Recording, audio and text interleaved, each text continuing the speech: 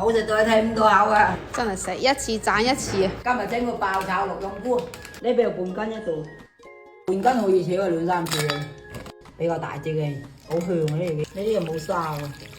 佢浸佢20分鐘啊，等間佢發大。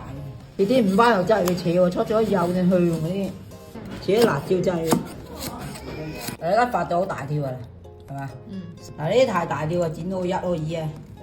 咁水滾啊，真係炒佢水啊，2、3分鐘得㗎啦，炒佢。撈起身，醃和冷油，入邊咧出咗油啊！隻布膠嘢每次布膠。嗱，又到要發8呢度嚟嘅，我一轉頭掉香佢。將綠蔭菇倒去炒，靚嘅綠蔭菇食起翻好脆嘅。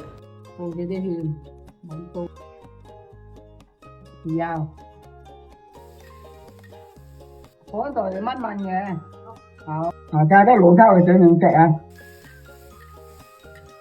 將辣椒放落去兜幾下得啦。又香又脆，綠蔭菇炒好啦。加崩脆。